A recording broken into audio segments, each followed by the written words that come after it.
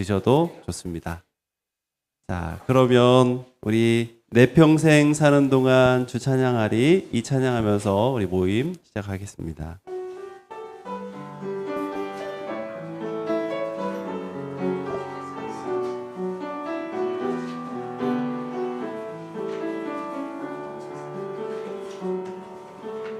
내 평생 사는 동안 주 찬양하리 여호와 하나님 내 주를 찬양하리 주님을 묵상함이 즐겁도다 내 영혼 주 안에서 참 기쁘리 내 영혼아 주님을 송축하라 내 영혼아 주님을 찬양하라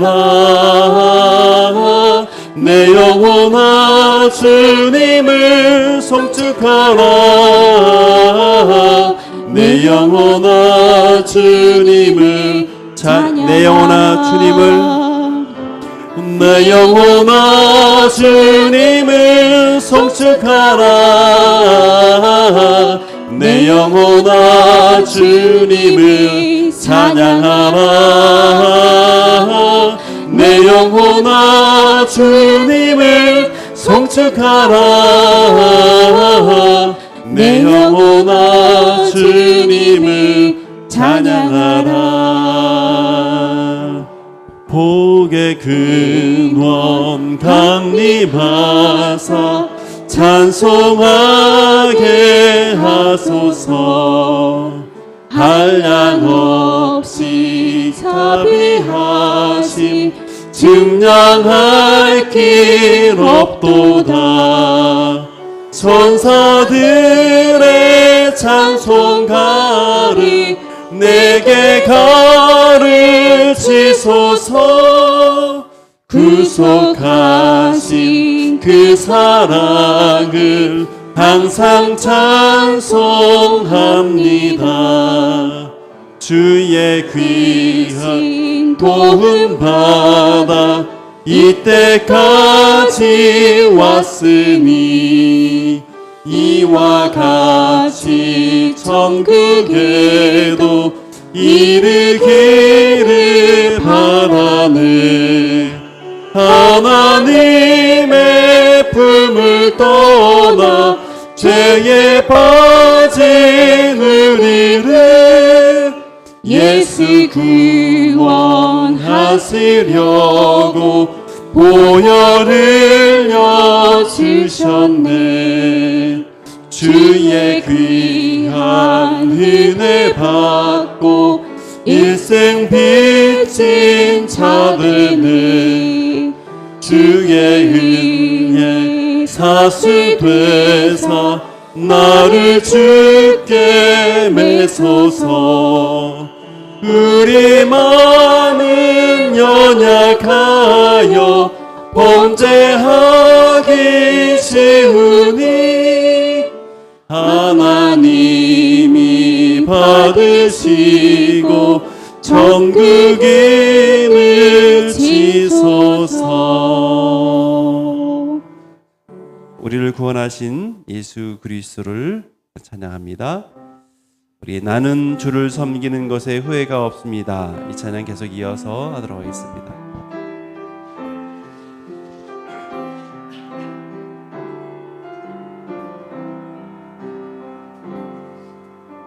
나의 평생에 가장 복된 일은 내가 예수님을 만난 것이라 나의 평생에 가장 잘한 일은 내가 예수님을 주로 섬긴 것이라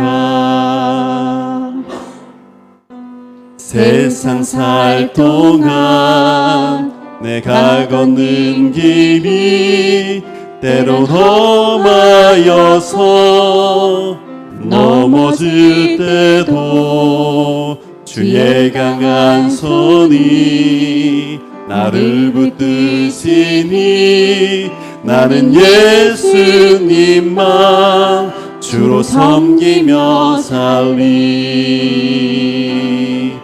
나는 주를 섬기는 것에 후회가 없습니다. 내가 걸어온 모든 시간 다 주의 은혜니 내가 걸어갈 모든 날도 주만 섬기며 살리. 오직 예수 이름 부르며 살아가리라. 나는 주를 섬기는 것에 후회가 없습니다. 내가 걸어온 모든 시간 다 주의 은혜니 내가 걸어갈 모든 날도 주만 섬기며 살리. 오직 예수 이름 부르며 살아가리라. 이것이 나의 간증이요 이것이 나의 찬송일세.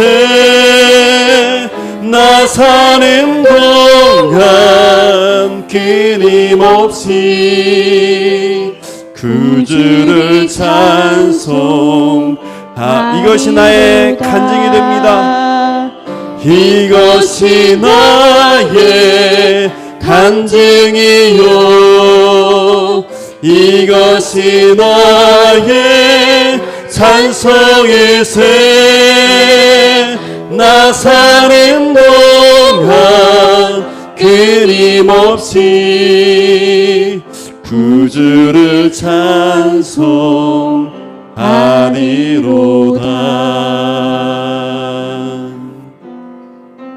오소서 진리의 성령님 이 땅 흔들고 임하소서. 거짓과 탐욕 죄악에 무너진 우리 가슴 정케하소서. 오소서 은혜의 성령님 하늘 가르고 임하소서. 거룩한 불꽃 하늘로서 임하사 타오르게 하소서. 주 영광 위에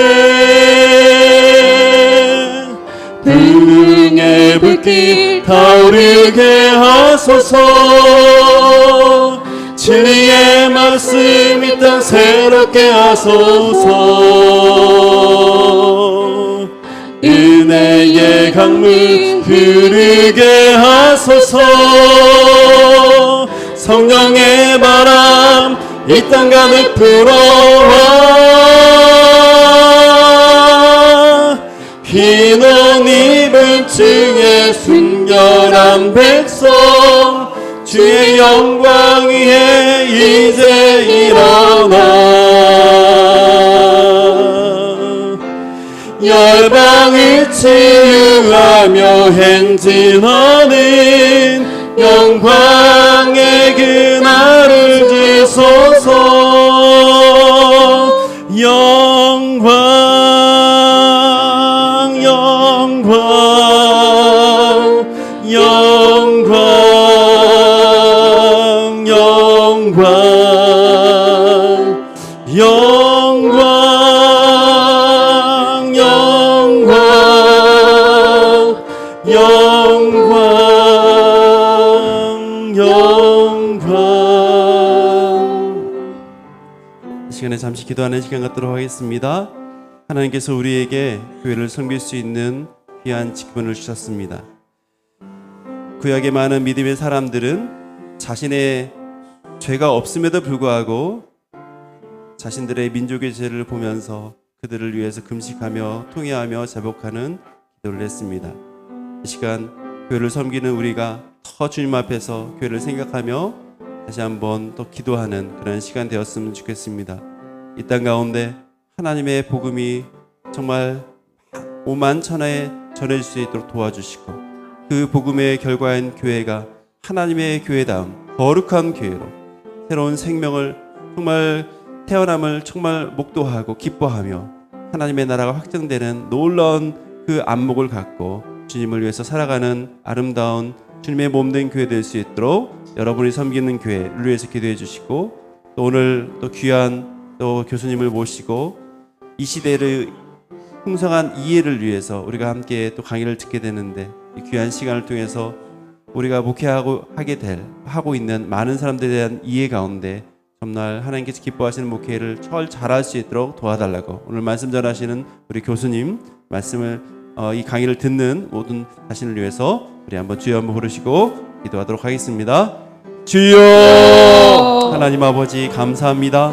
하나님, 우리로 하여금 하나님의 복음을 먼저 듣게 해주시고 예수 그리스도의 복음을 깨닫게 해주시고 그 복음 안에서 새로운 생명, 하나님의 백성, 거룩한 하나님의 천만하나의 백성으로의 삶을 우리에게 충만히 허락하여 주신 것을 기뻐하며, 이제 나처럼 내가 구원 얻은 것처럼 또 다른 이들에게 하나님의 생명을 복음을 통해서 전해주기를 원하며 목회 사명에 우리가 헌신할 수 있도록 해주심을 감사합니다.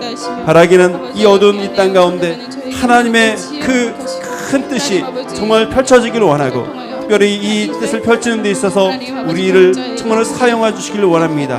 우리가 섬기고 있는 교회, 부서, 정말 많은 영혼들, 정말 하나님의 생명의 말씀으로 아버지 하나님 그들을 정말 하나님 주님이 원하시는 길로 인도할 수 있도록 우리에게 지혜와 능력을 더하여 주시고, 어둠과 정말 고통 가운데 있는 성도들의 그 아픔을 이해하며 정말 하나님 주님의 마음으로, 그 성도의 마음으로 함께 정말 하나님 이 어려움을 이겨낼 수 있도록 주님의 도우심을 구하는 그런 목회자로 다시 한번 서갈 수 있도록 도와주옵소서.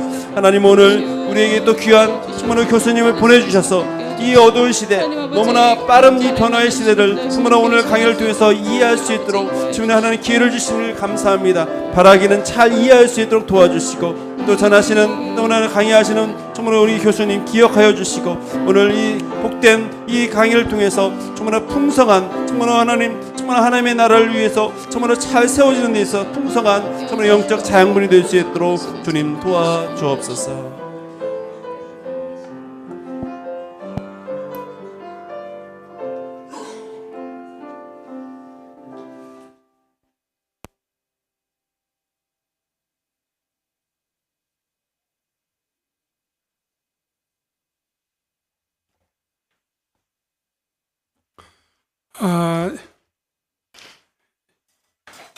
여러분,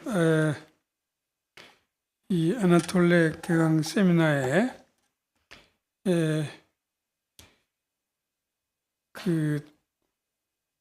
여러분이 이미 가지고 계시라고 생각하는 그 강의한 교회 내 특정 세대들의 신앙과 사역, 이 주제로 필요한 내용을 저희가 살펴보고자 합니다. 여기서 교회 내 특정 세대들 해서 결국 이제 3040 세대에 대해서 이제 살펴보고, 동시에 이제 5060 세대까지 오늘 강의가 그 두 세대들을 이제 커버하도록 그렇게 할 것입니다. 저는 둘 중에 이제 하나만 하려고 그랬는데,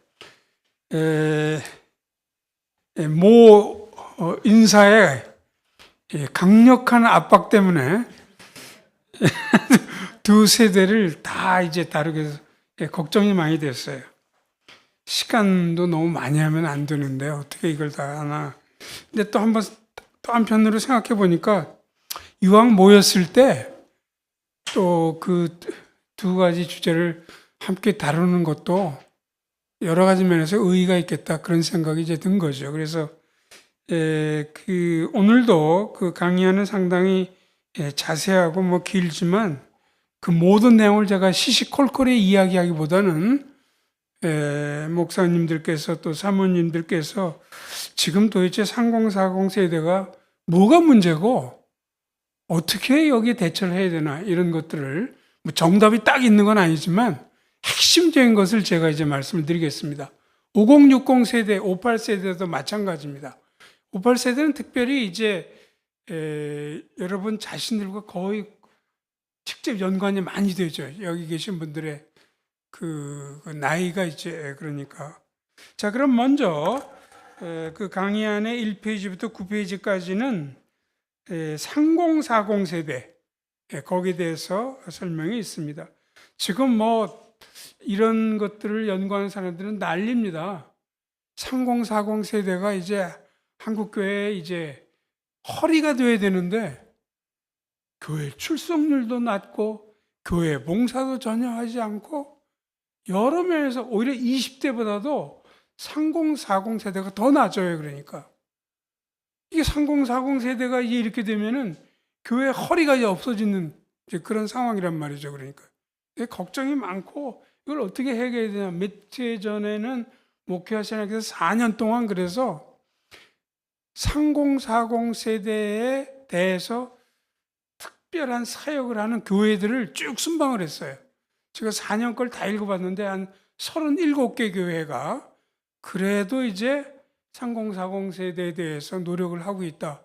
37교회는 우리나라 한국교회를 완전히 다 커버하기 너무도 적은 수잖아요. 어쨌든 그 정도로 이제 신경을 많이 쓰고 올해 초에 또 이 고신 측에서도 이 문제를 심각하게 생각을 해가지고 교육 세미나를 열고 뭐 어떻게 이들을 활성화시키느냐 이런 얘기들이 이제 많이 이제 있었습니다.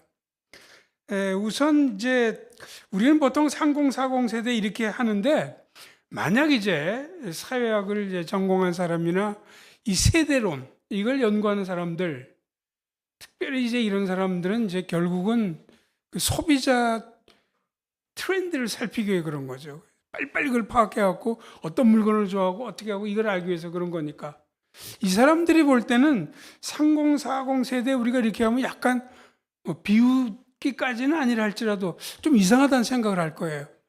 왜 그러냐면 30세대와 40세대는 그들이 볼 때는 천양집안의 차이가 있는 거거든요. 거기 이제 1페이지에 그 인용문 거기 한번 보세요. 40대는 누구냐? 1970년부터 79년생으로서 20세기 종반부 경제적 풍요와 IMF 위환 위기를 함께 맛본 거예요. 그래서 개인주의와 자유주의 성향이 강한 첫 번째 세대입니다.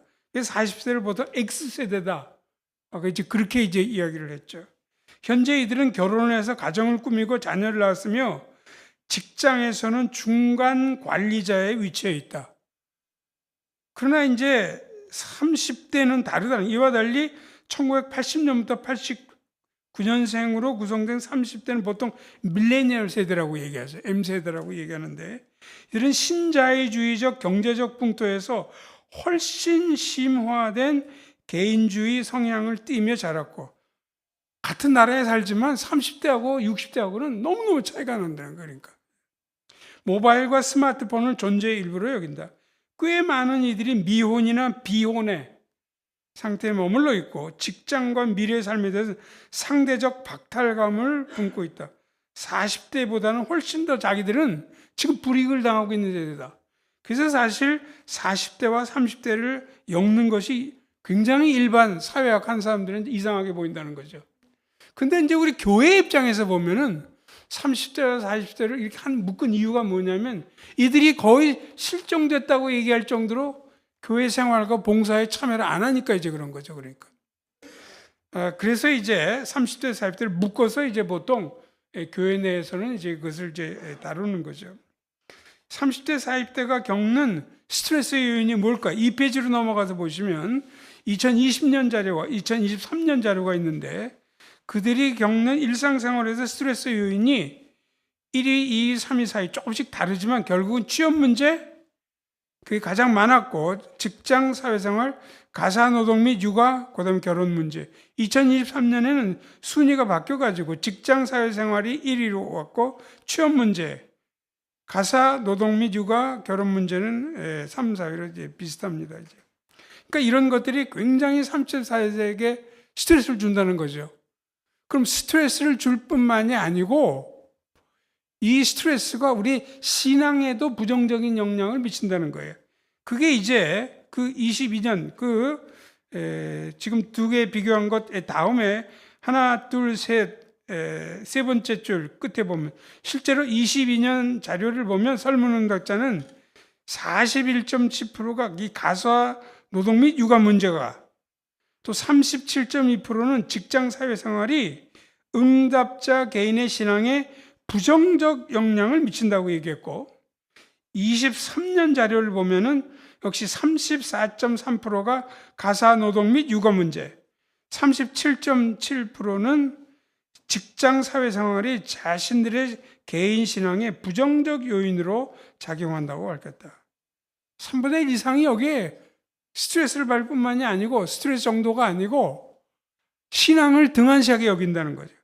그래서 부정적 요인이라는 건 뭘까요? 거기 이제 적힌 것처럼 그것은 그 맨 마지막 그 패러그래프 마지막 줄을 보시면 신앙 자체에 대한 관심의 약화, 소홀해진 교회 봉사, 교회 출석 및 예배의 등한시, 이것들이 이제 아주 지표로 아주 명확하게 나타내는 거예요.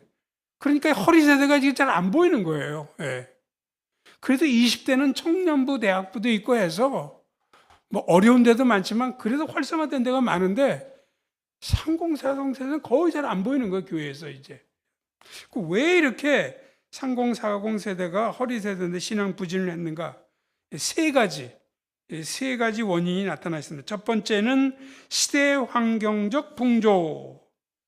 그 다음에 이제 세 가지 원인을 먼저 한번 제목부터 보는 게 좋겠죠. 3페이지로 넘어가서 보시면 둘째 원인은 버겁기만 한 삶의 과제. 여기서는 이제 가정에서 버겁고 직장에서 버겁다. 그걸 이제 둘째 원인으로 얘기를 하고요. 그 다음에 셋째는 5페이지를 보시면 목회사의 구조상의 중요한 맹점이 있어요. 이 세 가지 때문에 30, 40 세대가 현재 신앙이 부진하다. 이렇게 이제 강의 안에 설명이 되어 있습니다. 이 페이지로 돌아오셔서요. 시대 환경적 풍조. 시대 환경 풍조에도 세 가지 상이 있는데 제일 먼저 소위 귀차니즘이라는 말이 있어요. 우리는 뭐 잘 이런 단어를 들어보면 뜻을 모를 건 아니죠. 그렇지만 이게 실제로 귀차니즘이라는 말이 그들의 문화사전에도 나타나고 한마디로 모든 게 다 귀찮다는 거예요. 그럼 우리는 게으름으로 생각하잖아요. 이 젊은 세대가 이제 게으르다. 근데 이제 게으른 것은 표면상의 문제고 그때 뭐가 깔려 있느냐? 그 첫째 사항 귀차니즘의 편만과 무기력증에서 하나, 둘, 세 번째 줄 보세요. 두 번째, 이는 입시 스트레스, 경제 위기, 취업난 등 사회 경제적 요인으로 말미암아 젊은 세대에 번진 자기 폐쇄적 고립 성향을 가리킨다. 따라서 게으름은 표현에 나타나는 거고 그 속에 뭐가 있냐면 무기력증, 고립감, 현실 도피. 겉으로는 이제 게으른 것처럼 보이지만 그 안에 그게 깔려요. 그래서 그렇게 무기력하게 집어넣어요. 그러니까 자연히 외부 세계의 접촉을 멀리하고 교회 출석 뭐 이런 걸 잘 안 하는 거죠. 둘째는 신앙의 탈제도화와 세속화 영향입니다.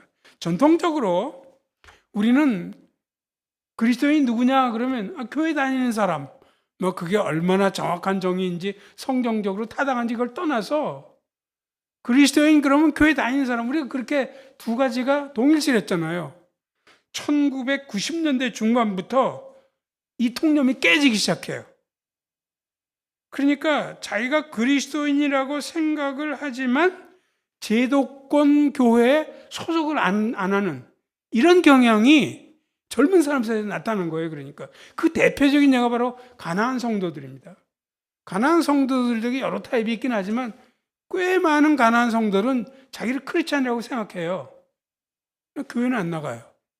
이게 점점 뭐 거의 지금 30%가 우리나라 개신교인의 30%가 가난한 성도라고 지금 얘기하잖아요. 그러니까 이러한 탈제도화, 그래서 그리스도인 된 거하고 교회 소속 이걸 안 하는 거죠.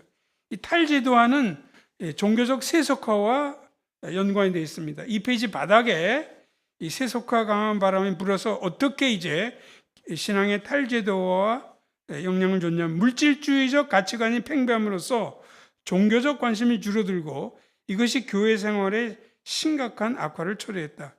신자유주의 경쟁적 분위기와 압박감을 견디지 못해 쾌락, 여흥, 중독에 몰입하다 보니 신앙적 감수성이 크게 둔화되었다. 남녀를 막론하고 시간의 대부분을 생활 속 활동에 쏟기 때문에 신앙 공동체의 기여가 매우 힘들게 됐다.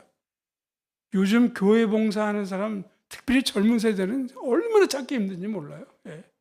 거의 안 하려고, 직분도 안 맡으려고 그러고.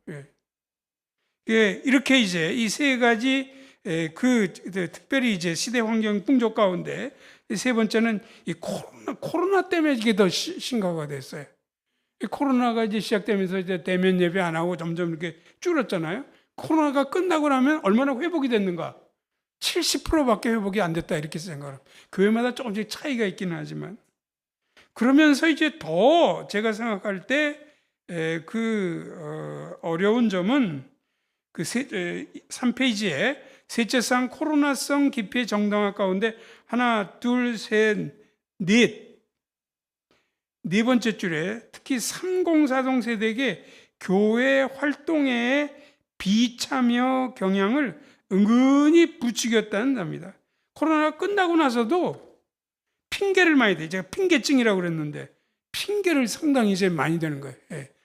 또 예전에 이걸 빠지면, 예배 빠지고 그러면 최소한 양심의 가책도 느끼고 그랬는데 코로나를 지나면서 이게 둔화돼 버렸어요.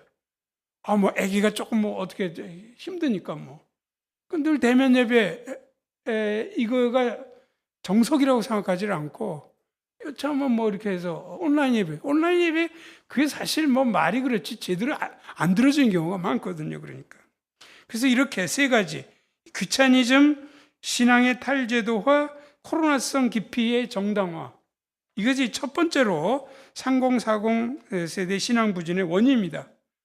3페이지 중간에 이제 둘째 원인은 훨씬 큰 거예요. 이 버겁기만 한 삶의 과제. 이건 뭐냐면, 제가 가정에서 하는 일이 엄청나게 버겁게 느껴진다는 거예요. 3040 세대.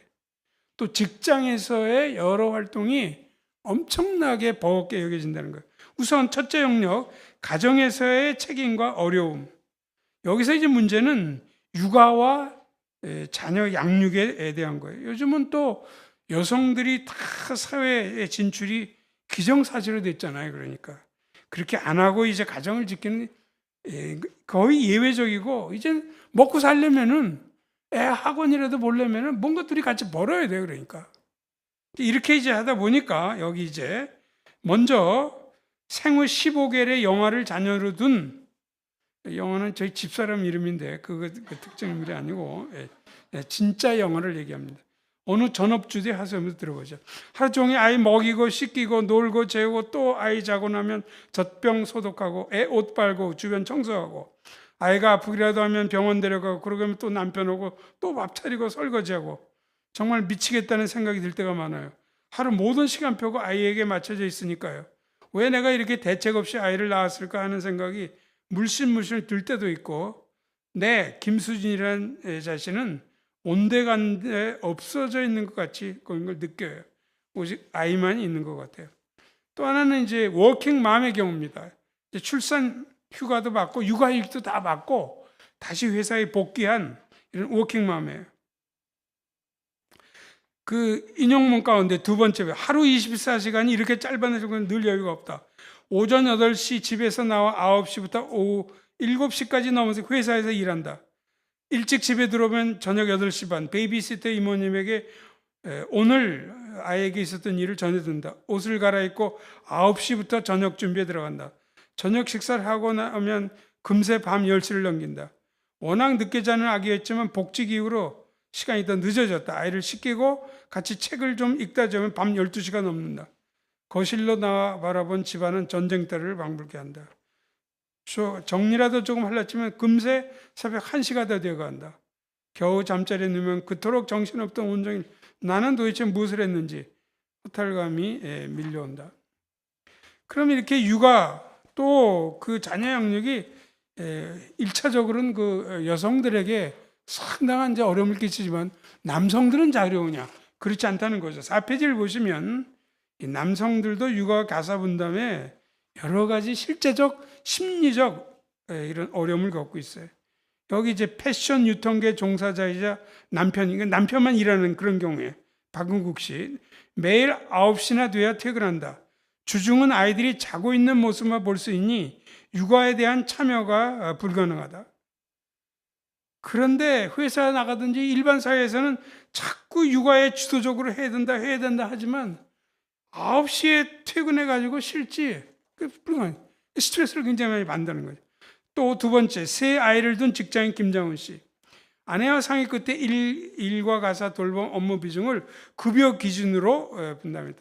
그러니까 남자가 좀 더 많이 이제 일하니까 그 육아 가사는 아내가 좀 더 많이 맡고 뭐 이런 식으로 이제 한 것 같죠. 이제 육아기 그 근로 시간 단축제 같은 것이 있지만 회사에 그런 게 있긴 있다는 거죠.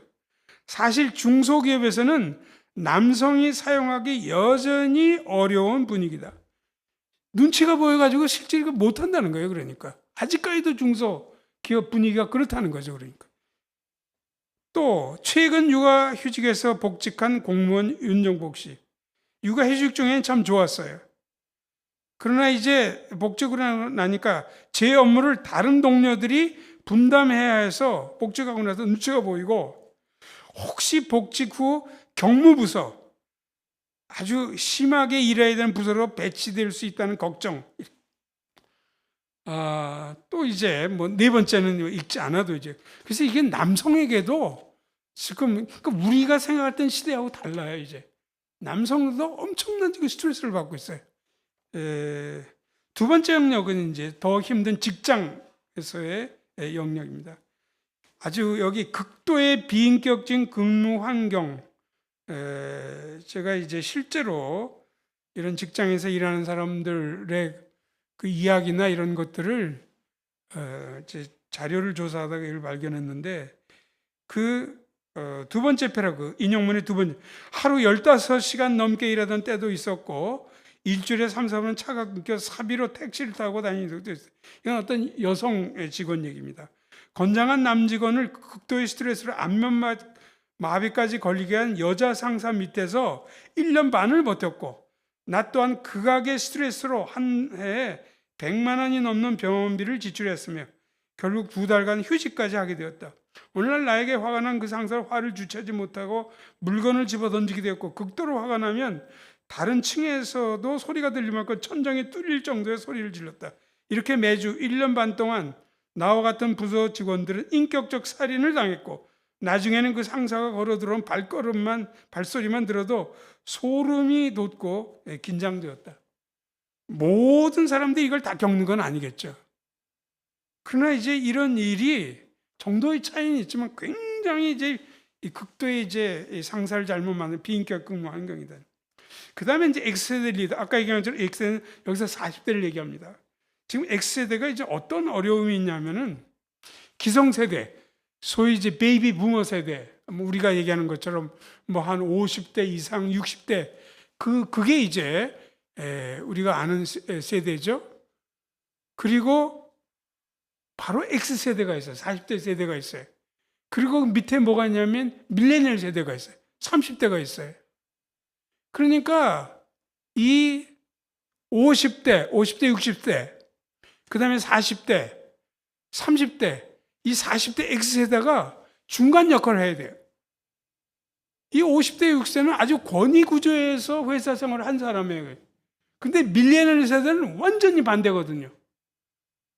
그럼 이걸 도대체 두 세대가 이 베이비 부머 세대하고 밀레니얼 세대가 하면 소통이 안 돼요. 싸움이 일어나지도 않을 정도로 서로 너무 다른 거예요. 그러니까 회사에서 이걸 누가 맡아야 되느냐? X세대, 40세가 맡아야 돼요. 그러니까 한편으로 윗세대 이거하고도 잘해야 되고 이 밀레니얼 세대도 다독거려줘야 되고, 이게 지금 과거에는 없었던 새로운, 이게 이제 집합적인 스트레스면서 개개인들이 겪고 있는 이제 그런 문제예요. 기성세대와 밀레니얼 세대 중재자의 역할을 이제 맡고 있다. 5페이지 거기 보시면 X세대가 보고 배운 것은 40대는 주로 위계적 조직 문화에 대한 기성세대, 이게 베이비붐 세대죠. 50대, 60대 그 밑에 있으니까 이제.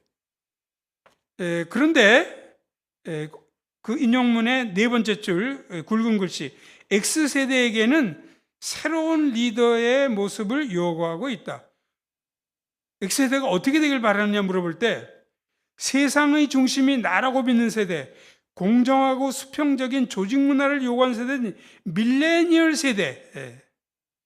이들에 대해서는 조직 중심적 사고방식과 위계적인 지시 명령 리더십 효과를 못 보이고 있어요. 그러니까 이 중간 역할을 해야 되는 거예요. 그 밑에 보면 두 번째, 너무나도 다른 양쪽의 목소리를 모두 수용하면서도 업무를 성공적으로 이끌어 나가야 하는 역할을 기대받고 있는 X세대.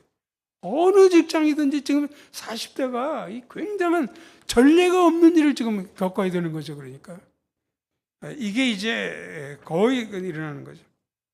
여기 이제 뭐 그 다음 인용문은 제가 다 읽지 않고 회사 생활 끝난 거기 인용문 가운데 하나, 둘, 셋, 넷, 다섯, 여섯째 줄 굵은 글씨 보면, 그러한 것들을 부정하며 이게 그리스도인의 길을 아닐 거라는 생각이 여러 차례 회사를 그만두거나 해고당했다. 때때로 아내가 아이들을 가르치며 아르바이트로 연명했는데, 이 사람은 어떻게든지 옳게 살려고 노력하면서 막 쫓겨나고 해고당하고 뭐 이런 걸 반복하면서 이제 이런 게. 그러니까 이 삶의 그 과제가 버겁다는 것이 가정에서 육아의 문제도 그렇고 회사에서 이런 것들이 중압감으로 다가온다는 거죠. 그러니까. 셋째 원인은 목회사역 구조상의 맹점. 이건 뭐 아마 목사님들이 너무 잘 아시는 거라 많은 설명이 필요해요. 우선 독자적 부서의 실종. 거기 보면은 나이와 그 5페이지 바닥의 그림은 나이와 그 나이대에 맞는 부서가 다 있는데, 위에 노년층, 장년층, 그 다음에 물음표에 있죠. 이게 지금 30대 중반, 40대 중반, 여기에 이제 부서가 없는 거예요. 밑에 대학생, 청년 다 이렇게 있고. 이게 이제 그 목회사에게 중요한 맹점이라는 거죠. 6페이지 가서 보시면 이 3040 세대 교회 내 정착이 제대로 안 이루어져요. 예를 들면은 두 번째 줄, 청년부에 소속돼 결혼하고 자연스레 청년부를 그만둔 젊은 부부가 있다고 하죠. 그럼 이 사람은 남녀 전도회로 옮겨가야 되잖아요. 실제로 이런 전집은 거의 일어나지 않아요.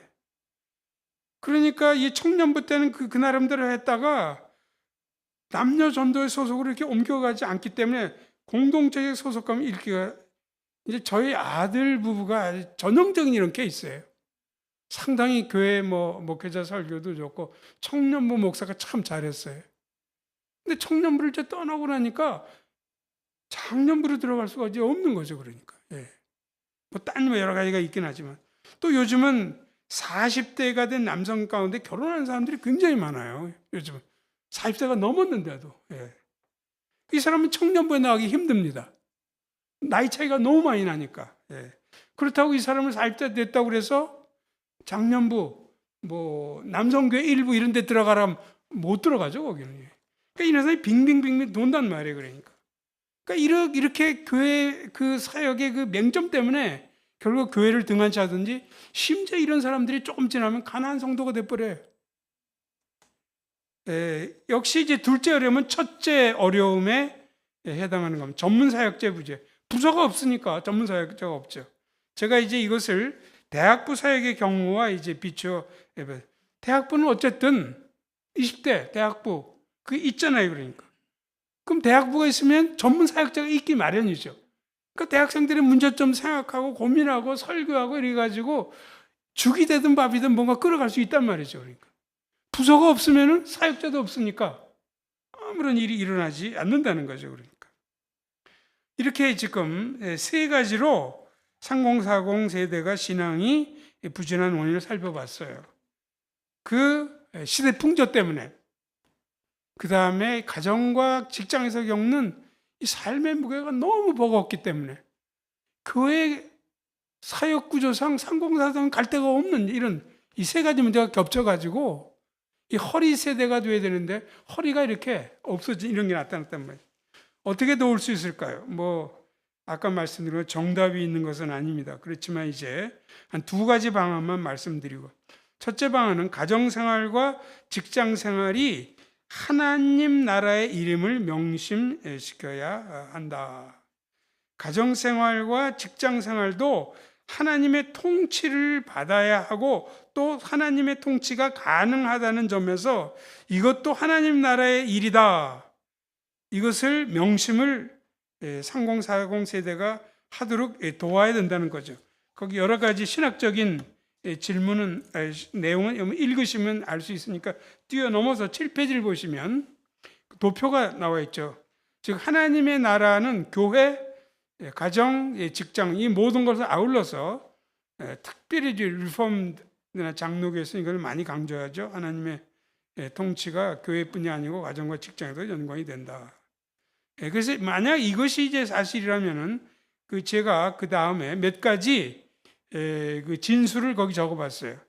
가정 혹은 직장에서 교회를 향할 때 이제 비로소 하나님을 섬기러 간다 그렇게 생각해서는 안 되는 거예요. 그러니까 가정 직장에서 하나님 안 섬긴 거고 교회 갈 때 거기서 이렇게 해서는 안 된다는 거예요. 오히려 하나님을 가정 혹은 직장이라는 제도하에 섬기다가 이제 교회라는 제도하에 섬기러 간다 이렇게 생각해야 돼요. 또 교회에서 나와 가정 혹은 직장을 갈 때도 하나님을 교회라는 제도하에 섬기다가 이제 가정 혹은 직장이라는 제도하에 섬기러 간다 이렇게 생각해요. 가정이나 직장이 교회는 아니지만 그래도 교회처럼 하나님의 창조 원리에 입각해 만들어진 사회적 제도 실체이다. 특별히 리폼드에서는 아브라함 카이퍼나 이런 사람들이 영역 주권 이런 것을 여러 가지로 많이 이야기를 했죠.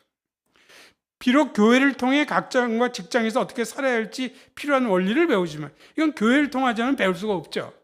그렇다고 하여 가정과 직장이 그리스도인 신앙인 하나님 나라가 상관은 별개의 영역은 아니다. 우리의 가정은 하나님을 섬기며 사는 신앙 활동의 현장이다.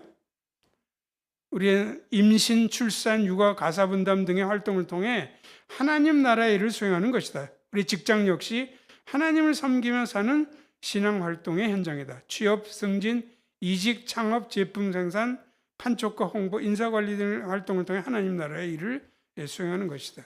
이 하나님 나라의 신학을 그냥 이론적으로만 하지 말고 실제 우리 가정, 직장, 교회와 연계해서 깨닫도록 해야 되고 가르쳐야 된다. 둘째 방안, 3040 세대에 특화된 사역을 전개해야 된다. 그러려면 첫 번째 단계는 별도의 부서를 만들어야 된다는 거예요. 그건 너무도 이제 당연한 거죠. 그러니까 별도 부서가 안 만들어지면 이들 도울 수가 없어요. 그 다음에 이제 8페이지로 가서 3040 세대의 생활 상황을 이해하는 전문 사역자가 배속되어야 돼요. 그래야지만 이들을 도울 수가 있죠. 부서만 만들어 놓고 전문 사역자가 없으면 도움이 안 되는 거죠. 우리. 여기서 이제 이 사역자의 자질이 굉장히 중요합니다. 예를 들면 아까 얘기한 것처럼 청년부나 대학부도 사역자가 그 대학생을 잘 파악하고 돕고 어떻게 그들을 신앙을 촉진시킬 수 있을지, 어떻게 설교를 하고 어떻게 문제점을 하고 그들이 갖고 있는 이성교제 문제가 뭐고 어떻게 이렇게 취업을 하고 이런 걸 해야 되듯이 3040 세대의 전문 사역자 이런 거를 잘 알아야만 된다는 거죠. 문제는 근데 이렇게 3040 세대 생활의 전문 사역자가 굉장히 드물다는 거예요. 요즘 부교육자 제대로 된 사람 구하기도 굉장히 힘들잖아요, 이제. 그런데 전문 사역자 어떻게 구하는가? 실제로는 쉽지 않을 겁니다. 그래서 이제 차선책으로는 현재 완전히 자격이 갖춰 있지 않다 할지라도 이런 거에 관심을 갖는 이런 사람을 이제 발탁을 해가지고 이들을 키워야 된다는 거예요. 37개 교회, 아까 목회 신학에서 탐방한 교회들 중에 한 10교회 정도는 그러한 3040 세대를 위한 부교역자를 발탁한 다음에 이들을 트레이닝을 시켰어요. 예를 들면 가정사역을 제대로 할 수 있게끔 어떻게 해서든 트레이닝을 시켜가지고 이제 그렇게라도 이제 해서 이제 하는 거죠. 그러니까 직장 사역도 뭐 완벽하지 않지만 뭐 이제 방성기 목사님 해왔던 이런 데든가 또 그 제자들이 하는 이런 데들이 있고 하니까 이런 트레이닝을 받도록 이렇게 한다는 거예요. 셋째 단계는 실질적으로 도울 수 있는 교육 훈련 프로그램이 제공되어야 된다.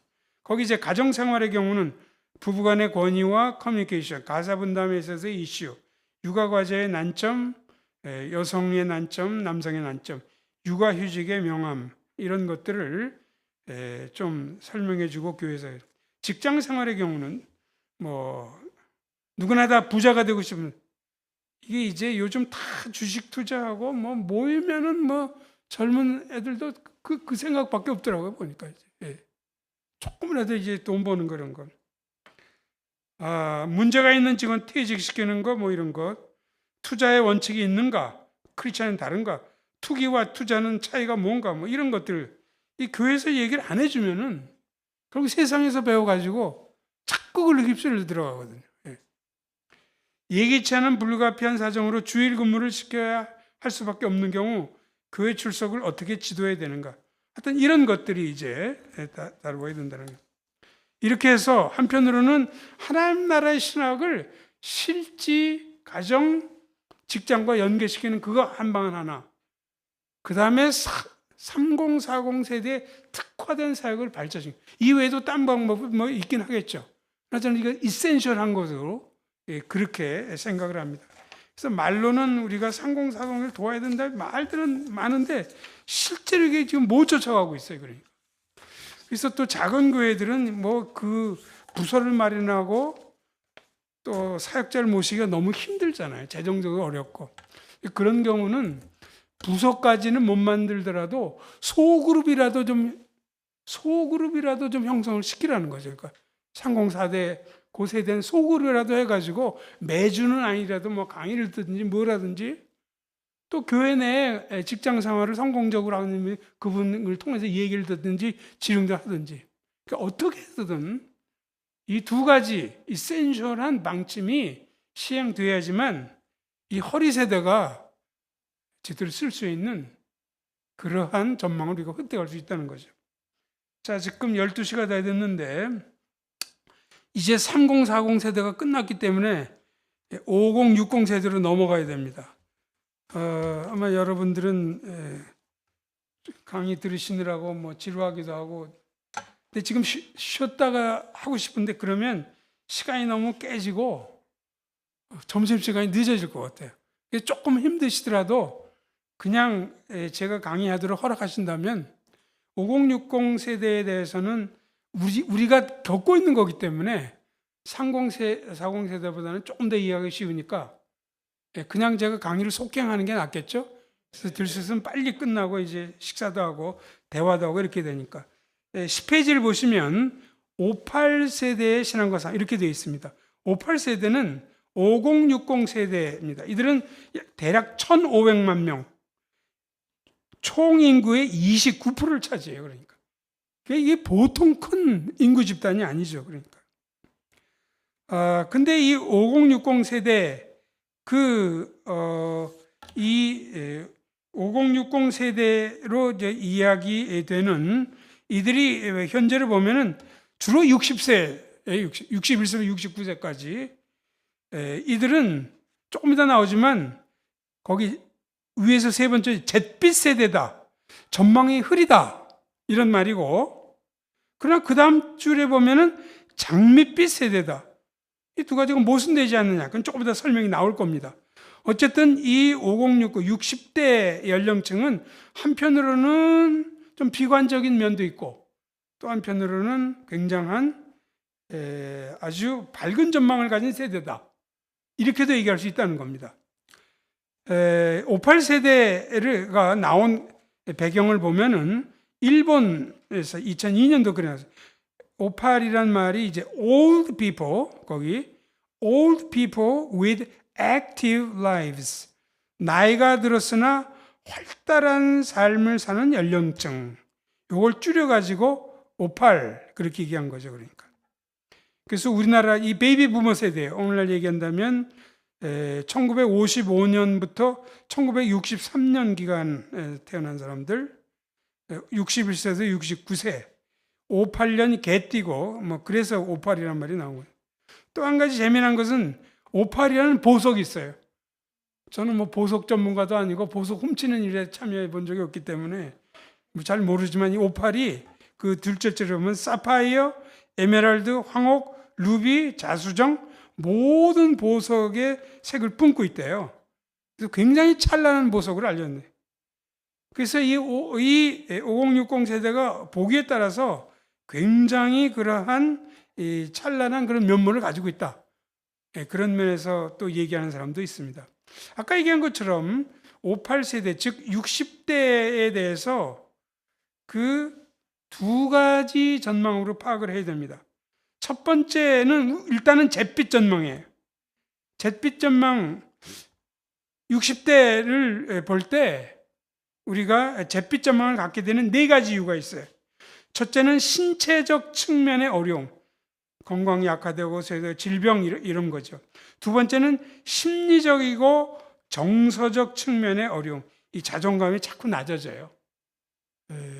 저만 하더라도 이제 올해 그 75세인데 굉장히 건강했는데 올해 5월부터 요로결석이 생겨가지고 막 병원 들락날락하고 아이고 난 세상에 그렇게 병원을 많이 받는 게 처음인 것 같아요. 괜히 그러다 보니까 자존감이 낮아지죠. 그 다음에 세 번째는 사회 경제적 측면에서의 변화와 제약.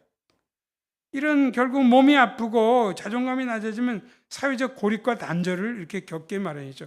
혹시 이제 배우자가 혹시 죽으면 훨씬 이게 심해지고. 네 번째로 11절에 보면 경제적 측면에서의 위축과 압박 또한 난관이. 소득이 엄청나게 감소되는 거예요. 그러니까 나이가 들면. 그래서 이렇게 신체적 측면, 심리적 측면, 사회적 측면, 경제적 측면 이 네 가지 측면에서 볼 때 이 60대는 잿빛 전망을 가졌다. 이렇게 얘기하지 않을 수 없다는 거죠. 그런데 11페이지에 보면 오히려 또 장밋빛 전망의 58세대라는 말을 썼어요. 잿빛 전망과 장밋은 서로 모순돼 반대되는 건데 어떻게 이렇게 잿빛 전망의 사람들에 대해서 장밋빛 전망이라는 말을 쓸 수 있을 것인가? 거기 강의 안에 나오지는 않지만 아주 간략하게 이렇게 설명할 수 있습니다. 지금 잿빛 전망이라고 제가 이야기한 것은 현재 2024년을 놓고 이 60대를 2024년 시점에서 다른 나이 때와 비교해 보라는 거죠. 20대와 비교해 보고 30대와 비교해 보고 40대와 비교해 보고 그러면 아까 얘기한 신체적 측면, 심리적 측면, 사회적 측면, 경제적 측면에서 훨씬 뒤떨어진다는 거죠. 그러니까 그런 의미에서 잿빛 전망을 이야기한 겁니다.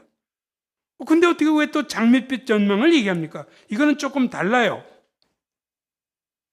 장밋빛 전망이라는 것은 뭐냐 하면 이 5060 세대, 이 60대 세대를 1960년대부터 한번 비교해 보라는 거예요. 1960년대에 60대 나이에 있던 사람들, 1970년대에 있었던 60대 나이 사람들, 1980년대에 있었던 60대 사람들, 90년대, 2000년, 2010년, 2020년 오늘까지. 그러면 현재 2024년 볼 때 과거 60대, 70대, 1960년, 1970년, 1980년, 1990년, 2000년, 2010년 어느 때보다도 현재 60대 세대는 과거 어느 때보다도 훨씬 활기차고 훨씬 자기 확신이 넘치는 이런 세대라는 거죠.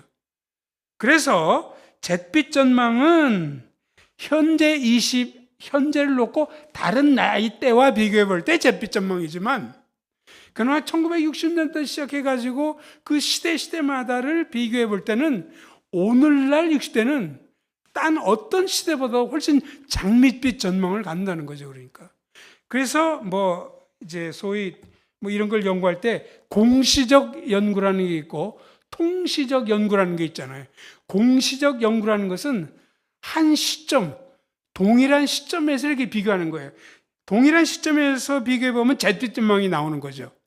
통시적 연구라는 것은 시대가 쭉 이렇게 흘러가는 통시적, 전체를 놓고 연구, 이게 통시적. 이 통시적 관점에서 본다면 오늘날의 60대는 과거 몇십 년 어느 때보다도 굉장한 잔밋빛 전망을 가진, 이렇게 얘기하는 거예요. 이렇게 이 오늘날 5060 세대가 잔밋빛 전망을 갖게 된 세 가지 이유가 있습니다. 첫째, 오늘날 58세대 개인들은 과거의 노인 계층과 달리 매우 긍정적인 자기인식을 하고 있기 때문에 자신감과 긍정적 자아상 때문이다. 거기 이제 시니어 프로젝트 한 어떤 사람의 말을 제가 그 인용문 거기 베이비붐 세대라 불리는 50 플러스 세대는 인류 역사상 가장 젊고 활기차고 능력과 의지를 가진 노년기를 맞게 될 이렇게 말했는데 실제 이게 지금 실현되고 있는 거죠. 그래갖고 이들을 대상으로 해가지고 얼마나 이 소비자 트렌드를 연구해가지고 옷 같은 거, 음식 같은 거 얼마나 많이 바뀌었는지 아세요? 바로 이 60대들을 겨냥해가지고 이런 것들은. 둘째, 오늘의 58세대가 장밋빛 전망을 확보하도록 도는 또 다른 요인은 행정부나 산하기관의 적극적 시책에서 찾을 수 있다. 그래서 보통 우리는 인생을 1모작으로 끝나는 거예요. 그런데 정부에서는 그 도표처럼 2모작, 3모작까지 할 수 있도록 정부가 뒷받침을 해주겠다는 거죠. 그러니까 거기 1모작이 뭐냐면 취업, 30세 취업했다가 50세 전후에 이제 퇴직하고 이제 물러서는 거를 끝나버리는 거죠. 근데 그게 아니고 재취업을 해서 65세까지, 심지어는 더 사회공헌 일자리까지 해가지고 72세까지 일을 할 수 있도록 정부 시책에 이게 있고 여러 가지로 이루어지고 있어요. 그러니까. 셋째, 전밋빛 전망을 생각하지 않는 이유는 58세들이 길을 펼 수 있게 만든 전문가들의 중간 단계 신설 아이디어 등을 포함시켜야 된다. 이거는 뭐냐면 예전에는 장년 세대 다음에 노년 세대로 이렇게 넘어갔어요. 모든 심리학 책들을 보면 장년 세대가 있고 그 다음에 노년 세대, 이런 식으로 심리학의 책들이 기술이 되어 있었어요. 그러나 이제는 그렇게 할 수가 없다는 거죠. 장년 세대가 지나고 났는데도 노년이 아닌 거예요. 사람들이 워낙 활기차고 이러니까. 그래서 이제 12페이지 그림을 보시면 1990년대만 하더라도 학교에서 배우고 25세까지 배우고 직장 노동에서 50세, 그리고 이제 은퇴하고 끝나버리는 거죠. 그게 아니고 이제는 2020년대는 학교에서 배우고 직장, 공식적인 면에서는 은퇴를 할지 모르지만 50세. 그러나 그 사이에 신중년, 가교 노동 세대인 이 신중, 이게 바로 5060 세대죠. 그리고 나서 나중에 은퇴는 뭐 나중에 배석까지도 갈 수 있는. 그래서 90년대와 2020년 비교를 해보면은 그 중간에 신중년, 이 가교 노동을 하는 이러한 세대, 이걸 설정을 해야 된다. 전문가들이 이제 그렇게 이야기를 한 거죠. 그러니까. 그래서 이렇게 이 자신감, 정부 시책, 전문가들이 볼 때도 이제는 중년, 장년 말고 노년 전에 하나를 설정, 이것 때문에 이제 그 장밋빛 전망을 갖게 됐다는 거죠. 자, 그러면 이 58세대에 대한 사역을 설명하기 전에 58세대가 가진 신앙적 욕구 5가지를 제목, 이것도 이해하기 쉬운 거니까 제목만 소개를 하죠. 첫째, 하나님이 노인을 사랑한다는 것을 알고자 하는 욕구. 노인도 있음에도 불구하고 하나님이 나를 사랑하신다. 이거는. 둘째, 교회가 노인들을 돌보고 있음을 경험하고 싶은 욕구. 다 모든 나이대마다 여러 가지 활동, 아까 3040사단 물론 빼앗지만, 근데 노인들은 빠진다 그러면 섭섭하다는 거죠. 셋째, 교회의 살아있는 한 지체로서 소속되고자 하는 욕구. 넷째, 다른 사람을 섬기는 방식을 찾으려는 욕구. 여러 가지가 위축되어 있지만 딴 나이대에서 조언도 해줄 수 있고 어떤 식으로든 기여하고 싶다는 거죠. 13페이지로 가서 다섯 번째, 변화기의 생활지지 체계를 갖고자 하는 욕구. 그러니까 위로, 격려, 지원을 받고 싶다는 거예요. 이게 다섯 가지가 보통 이 58세대, 60대 노인들이 가지고 있는 신앙적 욕구다, 이렇게 얘기할 수 있어요. 자, 이제 본격적으로 바로 이 신중년, 시니어, 아니면 5060 세대에 대한 사역 이야기를 해봅시다. 그 13페이지 꼭대기에 보면 시니어 섬김 사역이라는 말이 나와요. 그것은 시니어들을 돕는 사역입니다. 그러니까 시니어들을 도와주는 사역이 필요하다는 거예요. 그런데 그것이 이제 쭉 진행이 되고 나서 그 15페이지, 강의 안에 15페이지를 보시면 바닥 부분에 시니어 주도 사역이라는 게 있어요. 시니어, 아까 얘기한 13페이지의 시니어 섬김 사역은 시니어로서 도움을 받아야 된다는 거예요. 그러나 15페이지 거기에는 오히려 시니어가 주도가 되고 딴 사람들을 도와주는 사역, 이것도 생각을 해야 된다. 이 양면이 다 있다는 겁니다. 우선 시니어가 어떤 면에서 도움을 받아야 되느냐, 세 가지예요. 직업에서 은퇴하고 나서 여러 가지 공백, 어려움이 많이 찾아오죠. 그 다음에 두 번째는 거기 노화를 우리가 다 겪게 되죠.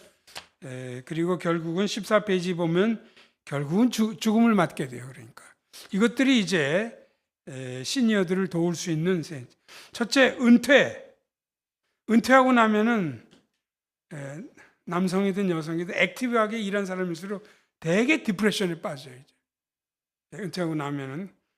그러나 은퇴했다고 그래서 우리가 일과 노동을 안 하는 존재, 그것이 아니다, 이걸 알아야 되고, 또 은퇴를 했다고 그래서 이제 하나님의 소명이 끝났다, 이렇게 생각해서는 안 된다는 거예요. 그러니까 은퇴를 했음에도 불구하고 우리는 계속 일하는 존재로서 자기의 아이덴티티를 가져야 되고, 또 한 가지는 은퇴가 끝났다고 해도 여전히 하나님은 나를 부르셔서 생애를 보내도록 하신다. 이 은퇴에 대한 올바른 생각을 해야 된다는 거죠. 근데 이제 많은 사람이 그렇게 생각을 못 한다는 거예요. 13페이지가 첫째, 은퇴를 일의 중지나 직장 생활의 종언이라고 잘못 생각하는 경향이 있다. 물론 이 은퇴는 그런 면이 있죠. 예를 들면 풀타임으로 하면서 돈을 많이 벌고 이제. 그러나 그렇다고 해서 은퇴했다고 그래서 우리가 일이라는 이것과 이제는 완전히 분리가 됐다든지 그렇지 않다는 거죠. 폴 스티븐스는 우리가 죽을 때까지 일을 하는 존재이고 또 그렇게 일하는 이유를 7가지로 제시한다. 그 10번, 각주 10번 보시면 폴 스티븐스 지은 박일기 옮김 나이 들매 신학, 이 책인데 정말 좋은 책이라는 생각이 들어요. 한번 읽어보세요. 그러면 우리 자신들도 필요하고 사역하는데도 아주 여러 가지 유익한 내용이 많습니다. 그래서 우리가 은퇴했다고 해서 나는 일이 끝났다, 이렇게 잘못 생각해서 안 된다는 거예요.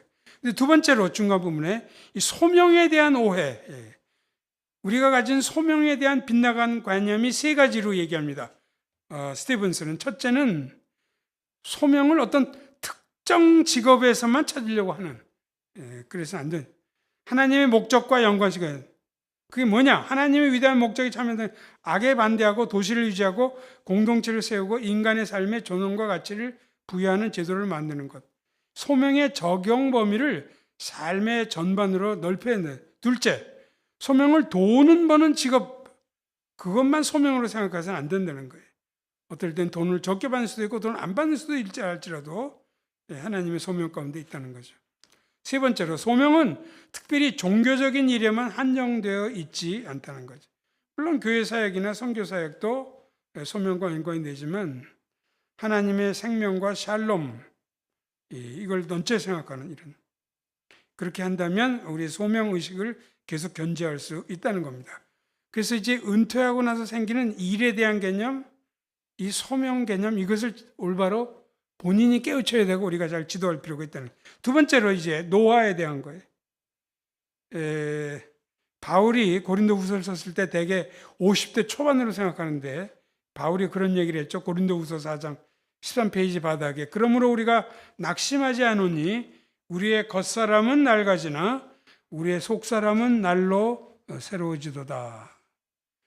이 앞부분에 겉사람이 낡아진다. 여기에 대해서 필립 휴즈라는 장로교 목사면서 주석가는 이렇게 얘기했어요. 이 겉사람은 신체적 의미를 갖는다. 이건 낡아가고 죽음 지향적인 필멸적 얼개를 가리킨다. 나이가 이제 점점 노화가 되면서 몸이 점점 약화되는 거죠. 그러니까. 근데 몸만 약화되는 것이 아니고 그 인용문에 세 번째 겉사람에 대한 물질적 의미를 이해하지 말고 이 말이 인간 구성의 모든 즉 체력적인 일뿐 아니라 정신적이고 실행적일 뿐 아니라 지력적인 이런 모든 기능 능력 이게 점점 낡아진다는 거죠. 그러니까 몸이 약화가 되면 기억력도 훨씬 꼭 우리가 알츠하이머 이런 거 안 걸리더라도 정신력이 훨씬 책을 읽어도 잘 들어오질 않고 조금 난해하면 이제는 잘 이해가 되지 않고 좀 빨리 시작된 사람인 거 늦게 되지만 이게 더 겉사람이 우리가 후패한 낡아지는 그런 것이라는 거예요. 그러면 이제 끝인가? 아니에요. 바울은 오히려 속사람은 날마다 새로 이렇게 이야기를 해요. 여기에 대해서 역시 필립 휴즈는 이렇게 설명합니다. 볼 타입으로 한네요. 그리스도의 마음에는 그 어떤 고통도 끌 수 없는 영원의 빛이 비치고 있다. 그의 내면에 보증으로 계신 성령께서는 현재의 고난이 궁극적으로 나타날 영광에 비할 바조차 되지 않는다고 확신을 주신다. 겉사람 측면에서 보면 자꾸 낡아져 와요.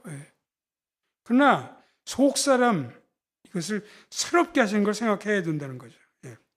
그 다음 패러그래프에 인간의 외적 관찰로는 바울의 노후 모습이 한없이 안쓰러울지 모르지만 바울의 내면은 갈수록 환히 빛나고 있다. 그래야 그는 그리스도의 새로운 피조물, 정체감, 아무것도 없는 자 같으나 모든 것을 가지게 됨, 새로운 자원, 내게 능력 주신 자에서 내가 모든 것을 할 수 있다. 새로운 능력, 이렇게. 그래서 끝에 이걸 보면은 우리는 보통 그 도표처럼 왼쪽에 정체, being, 소유, having, 활동, doing. 이것이 나를 구성하는 거잖아요. 젊었을 때는 자신감, 진지성, 풍부, 향유, 활력과 생동감.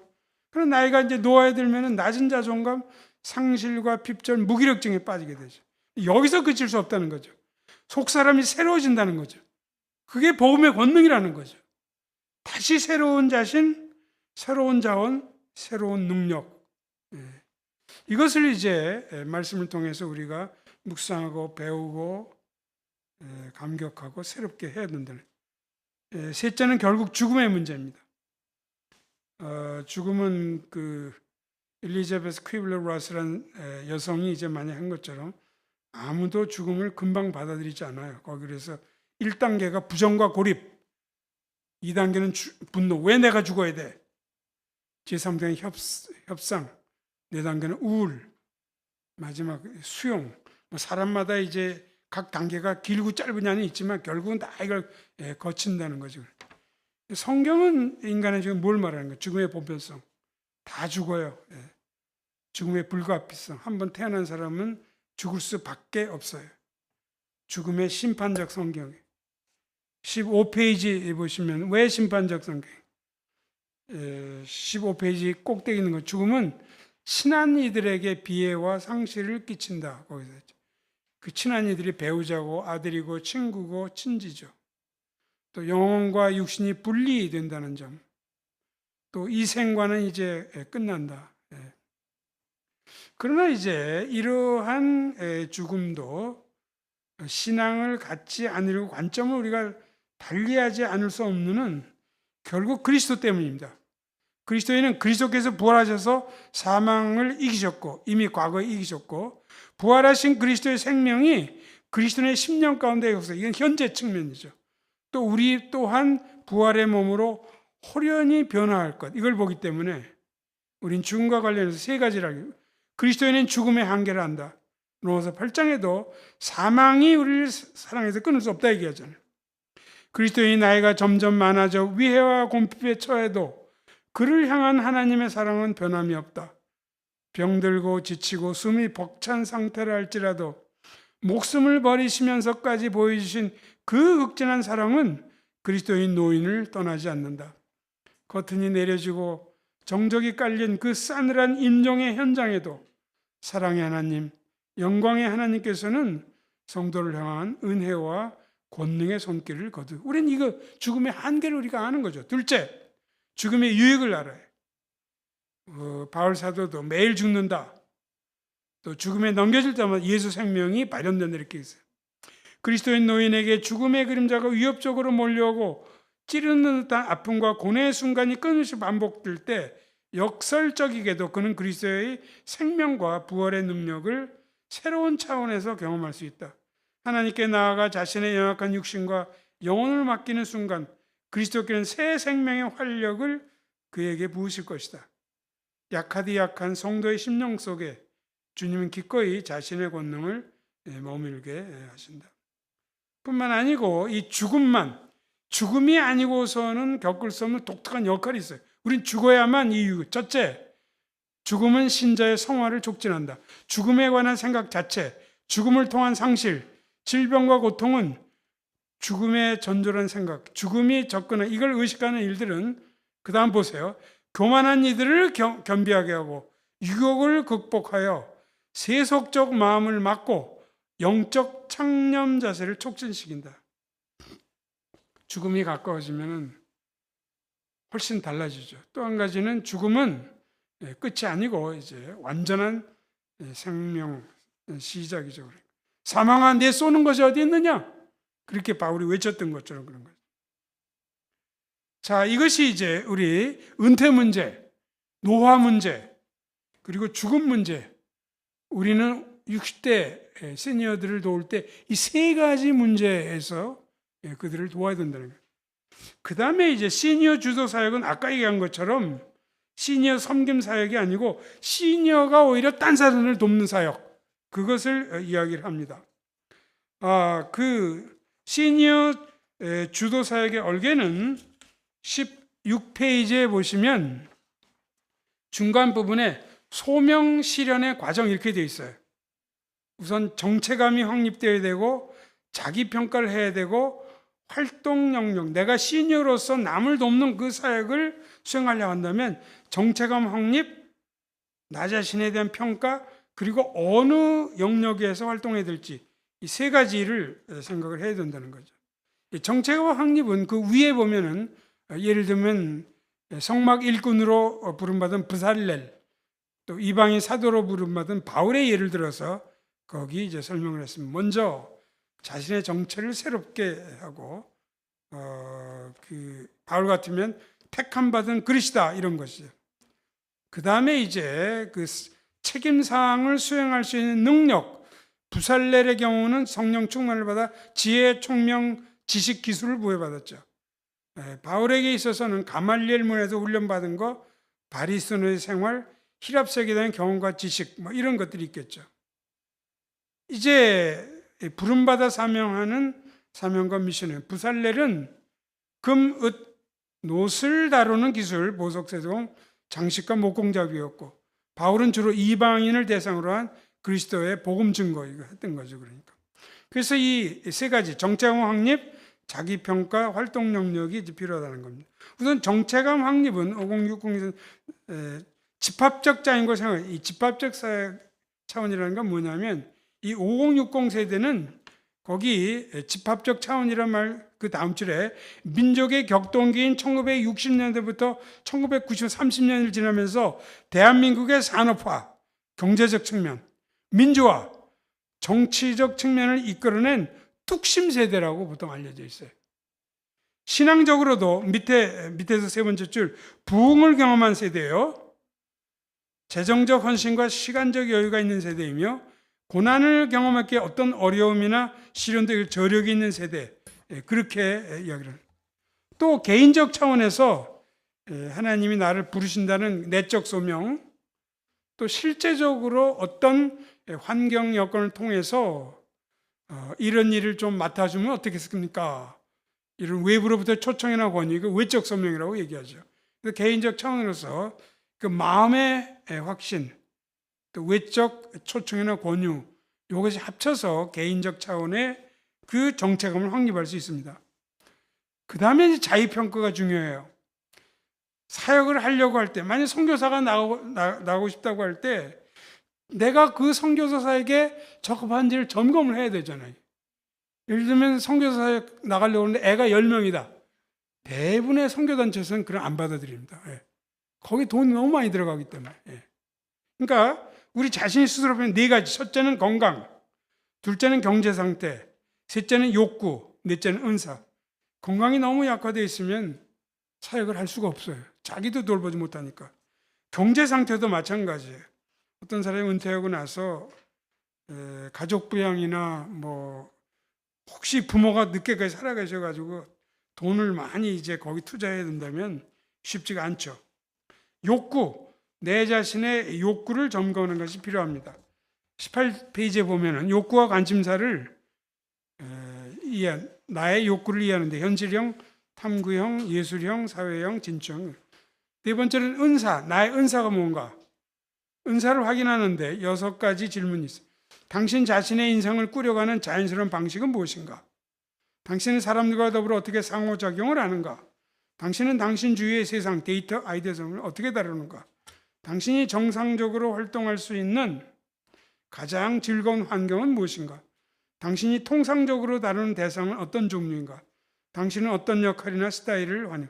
이 5060 이건 주로 목회자가 아닌 일반 사람들을 염두에 두고 있기 때문에 이런 것들이 은사 확인에 중요하다는 거예요.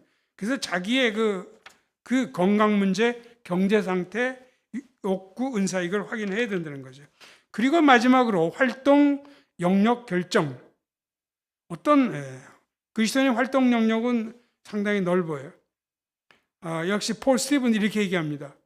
접시 닦는 일을 하거나 강단에서 설교를 하거나 아무런 상관이 없다. 무엇이든 선한 일이면 모두 어떻게든 하나님 나라를 이뤄가는데 보탬이 된다. 그 사역 현장이 국내든 국외든 교회와 연관이 되든 기독교 단체의 문제든 아니면 일반적인 상관없다는 거죠. 경제적 측면에서 볼 때 19페이지 꼭대기 자원봉사할 수도 있고 적은 수입이 생길 수도 있고 직업에 있어서 내가 해온 일의 반복일 수도 있고 아니면 새로 배우는 어떤 사람은 목공일을 새로 배워요. 그래가지고 이제 은퇴 이후에 여러 가지 기여를 하는 뭐 이런 경우도 있죠. 제가 그 12사례를 했는데 이것은 제 주위에 아는 사람들 그들을 그대로 한 건 아니지만 조금씩 각색을 했지만 예를 들면 사례 1 A는 교수직 말년 신학수업을 받은 목사가 되었고 외국인 유학생 교회 사역을 감당하고 있어요. 2 B는 교회 장로로서 그 회사를 조기 퇴직한 후 담임 목회자를 도와 교우들 신방사역에 투신함. 약간의 사례를 받으면서 사례 3 어느 중소기업의 운영자는 C는 교회 내 새내기 직장인들의 멘토로서 대화와 상담 시간을 가짐. 사례 4 영어 교사로 은퇴한 D는 낙후된 지역의 초등학교 학생들에게 저렴한 비용의 영어 공부방을 개설함. E는 협동조합을 결성하여 작은 기독교 출판사를 운영하고 있습니다. F는 30년의 회사를 정리한 후 자녀들의 경건 훈련에 혼신을 바치고 있습니다. 사례 7 적정 기술의 개발과 보급에 열심인 G는 은퇴를 앞두고 미개발 국가와 지역의 위생시설의 개선, 농작물의 자급 자공 등을 시도하고 있습니다. 사례 8 병원장 H는 아프리카의 의과대학을 신설하여 장래 지도자들을 양성하는 주님. 사례 9 목회사역을 접은 후 열악한 형편의 후배 목회자들을 격려하고 도움. 사례 10 선교단체 근무를 마치자 대학 동창이 목회하는 한 지역교회에서 평신도 훈련 프로젝트에 헌신함. 사례 11 은퇴한 교수로서 신학교수로서 은퇴한 K는 필리핀 선교사들을 위한 신학 강좌 코스를 개설하여 무료로 봉사하고 있습니다. 사례 12 은퇴 의료 선교사의 L은 아시아의 낙후된 지역을 찾아다니며 보건 및 위생 분야에서의 계몽과 교육에 전념하고 있습니다. 뭐 12가지를 이거보다 훨씬 많은 예들이 있죠. 우리 시니어들은 한편으로는 우리가 도움을 받아야 돼요. 아까 은퇴 문제, 노화 문제, 죽음 문제 도움을 받아야 돼요. 그럼 여건이 잘 된다면 또 우리는 남을 도울 수도 있어요. 그러기 위해서 자기 정체감을 가져야 되고 자기를 이제 새롭게 내가 할 수 있는 영역이 무엇인지를 그리고 활동 영역을 정하는 가운데 하나님의 부르심을 수행할 수 있겠죠. 거기 이제 그 19페이지 맨 마지막에 시니어 섬김 사역과 시니어들 이제 일부 그리스도인만의 관심사거나 전유물이 아니다. 이제는 목회 사역을 생각하면은 이걸 반드시 생각해야 된다. 시니어 인구의 영향력 확장 추세 때문에도 그렇고 또 함께 그리스도의 몸을 세워간다는 교회론적 관점에서도 우리는 58세대와 더불어 하나님 나라 일을 도모해야 할 것이다. 예, 제가 12시 반까지 끝내려고 그랬는데 다행히 끝냈네요. 예, 일단 기도하고 오늘 강의는 마치도록 그렇게 하겠습니다. 주님, 한국교회가 여러 가지로 어려운 면들이 있습니다. 특히 3040 허리 세대가 신앙이 저조하고 교회 봉사에 참여하지 않고 뒷전으로 물러서 있습니다. 바로 없기는 그들이 가정과 육아 문제, 또 직장에서 여러 가지 고통을 받고 있는데 분연히 일어서서 바로 그 현장이 가정이든 회사든 바로 하나님의 통치가 이루어질 수 있는 하나님 나라의 영역이고 하나님 나라의 이름을 그들이 확신할 수 있도록 우리가 지도하고 또 그들을 인도하도록 도와주시옵소서. 주님 또한 저희 자신을 포함해서 이제 늙어가고 약화되고 하는 저희 자신이 곧 은퇴도 앞두고 있고 이미 은퇴도 했고 은퇴의 문제 또 이제 노화의 문제 죽음의 문제와 관련해서 우리 자신이 도움을 받아야 합니다. 그러나 그럼에도 불구하고 또 하나님께서 우리를 부르시고 은사를 허락하시고 활동의 영역을 보이신다면 세계 곳곳에서 여러 활동을 통해서 하나님 나라의 일을 촉진하도록 최선을 다하고 주께 헌신하는 저희가 되도록 붙들어 주시옵소서. 우리 주 예수 그리스도의 이름으로 간절히 기도합나이다. 아멘.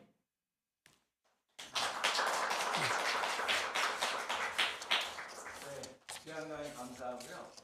저기 질의응답 잠깐. 예. 질의응답 시간을 하겠습니다. 궁금하신 거 구성을 하셔도 마이크 없을 것 같은데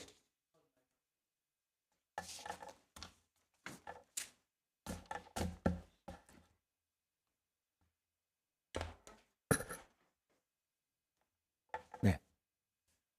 혹시 질문 사항 있으시면 말씀해 주시면. 누가 포문을 열으셔야 될 것 같아요. 예, 점심 식사가 더 그리운 것 같아요. 점심 아직 도시락이 안 왔습니다. 잠깐만 좀 여유 있게.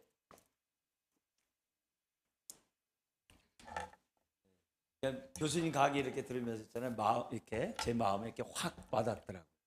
지금 3040 얘기를 하실 때도 지금 아주 가장 큰 고민 가운데 하나가 이제 지금 3040의 그런 모습이 저희 교회 안에서도 그대로 있기 때문에 마음을 이렇게 확 와닿고 있고 고민하고 있는 이런 중에 또 귀한 강의를 들어서 참 좋았거든요. 그러니까 여러분도 혹시 질문 사항이라든지 어떤 또 이렇게 유익한 어떤 그런 부분들이 있었으면 잠시 공유하는 아니면 여기에 덧붙여서 나는 우리 교회에서 이렇게 지금 실행하고 있다든지 이런 얘기들이 있으시면은 또 말씀해도 좋을 것 같아요. 별 생각이 네, 우리 목사님.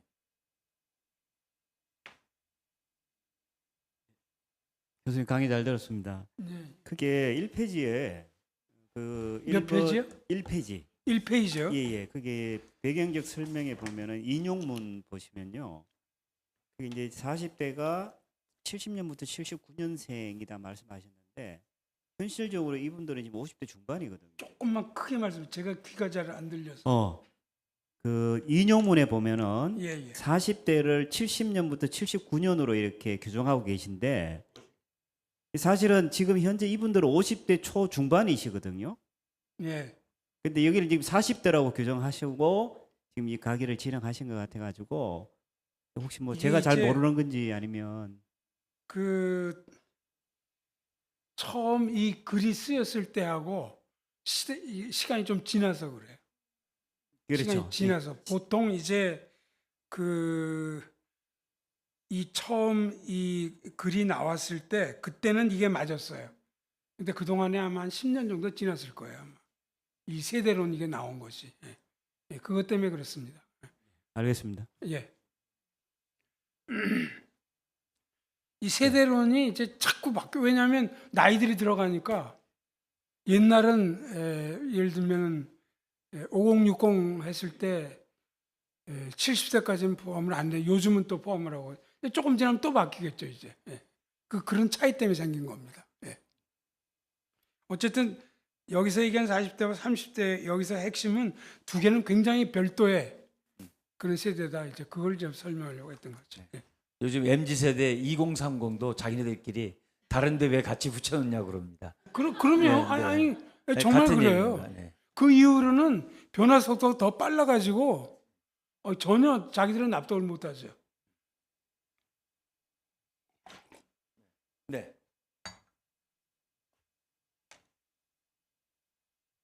네, 교수님 귀한 강의 잘 들었습니다. 네, 저는 이제 40대고요.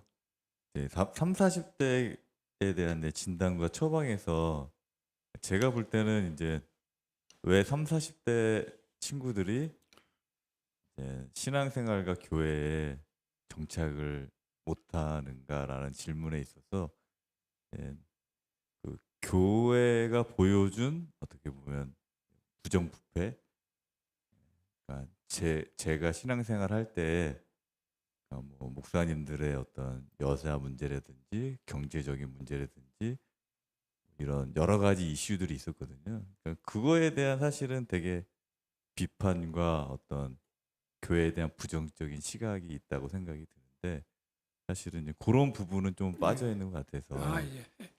이제 그리고 예. 또 하나는 예, 예. 5060에 대한 그러니까 3040이 이제 받아들일 수 없는 부분들이 있는 거죠. 그러니까 그 다음 단계로 넘어가야 되는데 다음 단계로 넘어가면 있는 5060에 대해서 3040은 받아들일 수 없는 이제 그런 부분이 사실 그렇죠. 예. 있었던 건 아닌가.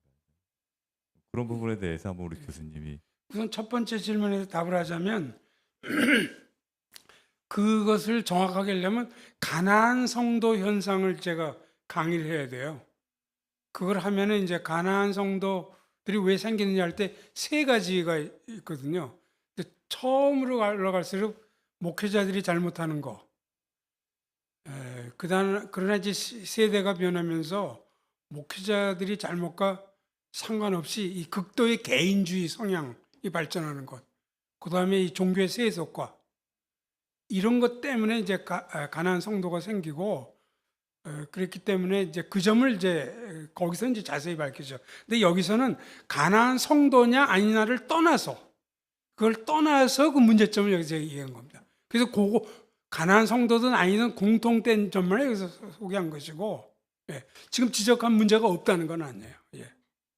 그 다음에 이제 3040 세대와 5060 세대 이제 그거는 이제 또 따로 또 소위 이제 꼰대 그 제일 그 젊은 사람들이 싫어하는 게 꼰대잖아요, 꼰대.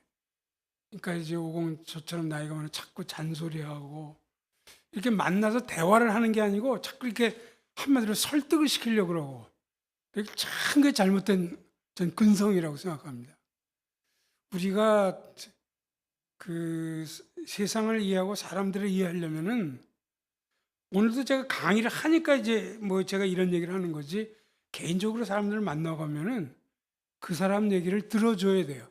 두 가지 이유 때문에 그래요. 우선 우리가 모르는 게 너무 많아요. 목사들은 굉장히 좁게 살기 때문에 모르는 게 많거든요. 근데 실제 현장에 사는 사람들은 그걸 다 알고 있는데 배울 게 많기 때문에 잘 들어줘요. 둘째, 또 한 가지 중요한 것은 그렇게 들어줄 때 이 사람이 나를 존중하는구나 라는 그 마음이 열려야지만 되는 거죠.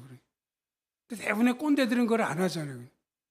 그러니까 이제 특별히 이제 그렇게 꼰대 기질이 많은 사람들이 대표적인 게 교수나 목사들이 많아요. 그러니까 늘 이렇게 이제 너무도 이제 얘기해 줄 게 많으니까 이제 그런데 그건 뭐 사실이지만 일단 상담의 마음도 안 여는데 어떻게 이제 해주겠어요.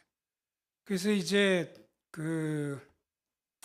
우린 될 수 있으면 젊은 사람한테 입을 좀 다물고 있고 그들이 요청을 하면은 얘기할 수 있죠. 그들이 어떻게 옛날하고 근데 그거 되기 전에 나는 다 아는 걸 니네들이 지금 게을러서 그렇고 니네들이 못해서 그렇고 은연중에 이렇게 우리가 비난에 이런 게 많아요. 그래가지고는 아무것도 안 되죠. 물론 그들이 비난을 받아야 돼요. 그러나 그것은 일단은 내가 그 사람을 공감하고 나서 그때 비난도 해야 되고 비난이 먹혀 들어가는 건데 이 공감 형성이 안 돼 있거든요. 딱 그렇게 되면 얘기 안 하죠. 그럼 우리는 막 떠들고 나면 굉장히 효과가 있었다 생각하는데 전혀 효과가 없었던 거예요. 그러니까. 그래서 제 자신도 여기 포함이 돼요. 제 자신도. 그래서 늘 조심하고 그 기회가 될 때 오히려 이제 상담원의 마음을 열고 물어보면 그때 내가 얘기할 수 있는 걸 얘기하는 거죠. 그러니까. 그러나 많은 경우 전 들으려고 노력을 해요. 걔네들이 고생하고 이런 걸 우리가 같은 똑같은 일도 그들이 겪는 그 주관적인 고통이 좀 정말 달라요. 우리가 생각할 때하고. 이야, 우리는 산업 욕구로 이것도 하고 저것도 하고 바쁠 먹으면서 다 했다. 밤낮 우리는 그 타령을 하는데 얼마나 지겨운지 아세요, 걔네들은? 아이고, 그거 당신 얘기지. 이렇게 돼요. 우리는 물론 그런 경험을 하고 중요하지만 얘네들은 그거하고 이제 다르잖아요. 그러니까. 그래서 이제 항상 이게 모든 것의 답은 아니지만 이 잘못된 꼰대 근성 이것을 우리가 좀 많이 좀 고치고 젊은 사람하고 대화를 하려면은 그리고 궁극적으로 그들에게 유익이 되려면은 그것이 극복이 안 되면은 아무리 우리가 좋은 걸 많이 갖고 있어도 거의 귀를 안 그릴 거예요. 그 튕겨 나가는 거죠. 이렇게 튕겨 나가는. 예, 거기까지만 말씀드리겠습니다.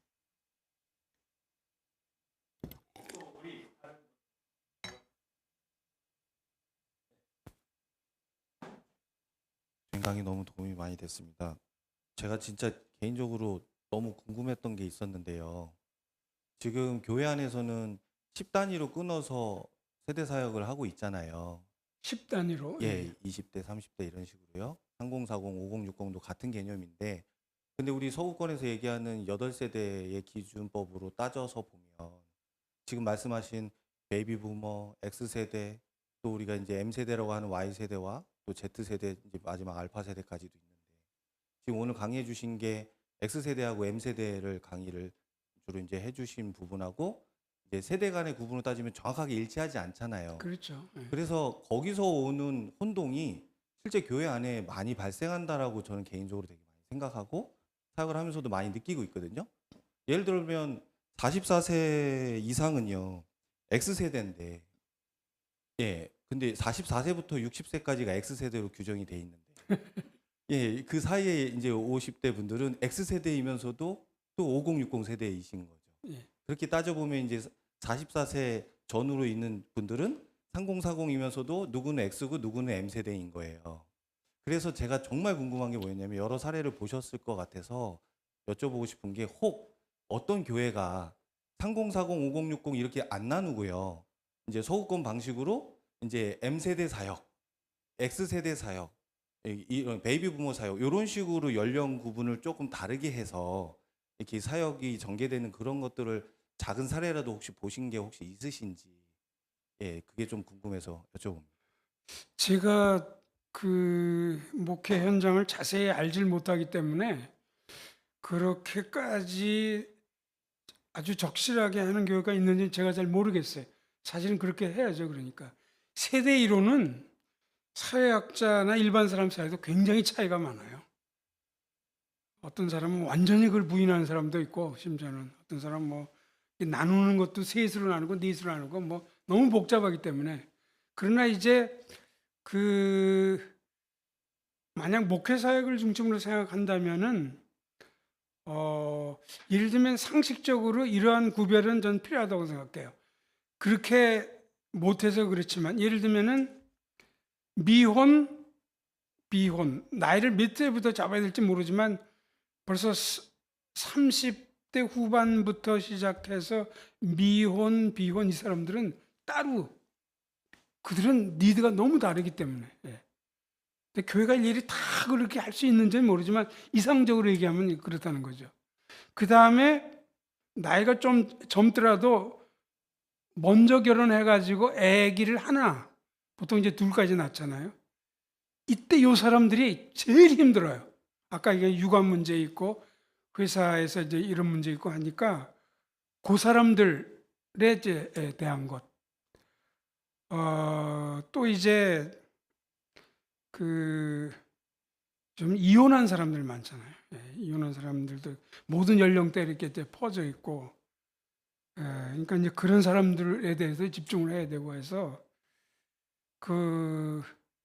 될 수 있으면 이제 세밀하게 그러니까 필요가 있는 그룹에 맞춰서 이렇게 이제 하는 거죠. 그러니까 그렇게 해야 되는데 실제로는 전문가들이 그렇게 많지 않아요, 교회 내에. 예. 전문가들이 굉장히 적고 또 이제 재정이 이제 많이 들어간단 말이죠.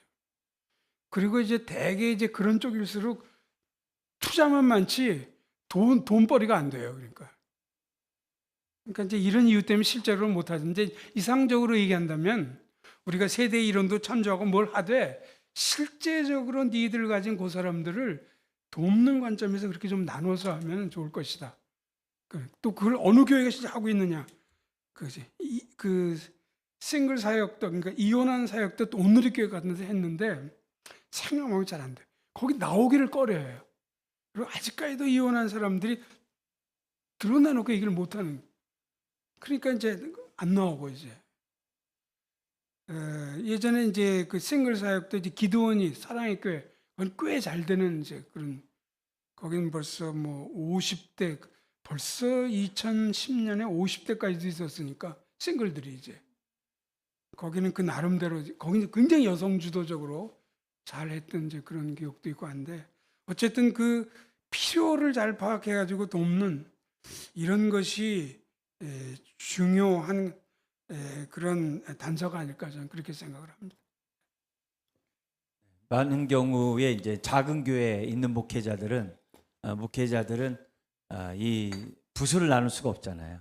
그러니까 우리가 이런 걸 통해서 그들의 니드를 우리가 잘 파악하고 또 교회 안에서 부서는 못 만들지만 소그룹은 얼마든지 할 수 있지 않습니까? 그러니까 그렇죠. 이제 그런 의미에서 우리 목회자들이 그런 측면에서 우리들이 이제 제자 훈련한다 이렇게 딱 자르는 것도 한 과정도 있겠습니다만 또 목회자가 니드에 따라서 소그룹을 별도로 이 운영을 할 수 있다고 한다면 교회가 큰 교회는 아니더라도 작은 교회들도 얼마든지 우리들이 건강하게 세워갈 수 있을 거라고 생각이 되어집니다. 그래서 오늘 우리가 짧게 이제 일반적인 측면에서 3040, 560에 대한 이런 사회적인 전반적인 얘기를 들었으니까 또 우리 목회 현장 속에서 목회자들이 잘 적용하고 그러면 너무 좋을 것 같아요.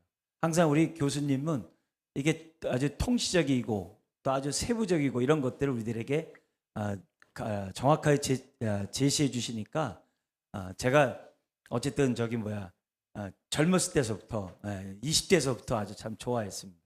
제 아내는 더 좋아하고요. 그래서 지금까지 왔는데 우리 이제 식사가 이제 준비되어 있으니까 또 혹시 식사하시면서 또 우리 또 교제하고 그러면 또 좋을 것 같습니다. 네. 한 가지 도움이 될 거야 해서 제가 지금 IBF 내에서 사역하는 것이 한국교회 탐구센터 거길 치면 되는데 거기 들어가면은 이거보다 훨씬 자세한 자료들이 굉장히 많이 있어요. 다 공짜로 다 다운로드도 받을 수 있고 뭐 하니까 필요하면 그걸 참조를 하시면 뭐 제목 그 뭐라고 하셨어요? 한국교회 탐구센터 아, 네. 그걸 치면은 글로 다 들어가서 아, 이해하시죠? 저는 알고 있는데 혹시 또 서두를까봐 예. 네 그렇게 들어가셔서 하시면 좋을 것 같습니다. 우리 저기 감사의 박수하고 우리 마치도록 하겠습니다. 네, 광고 잠깐.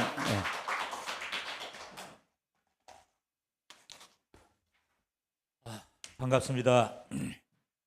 우리 강의한 제일 마지막에 보면은 시니어 주도 사역 12가지 예화가 나와 있는데요.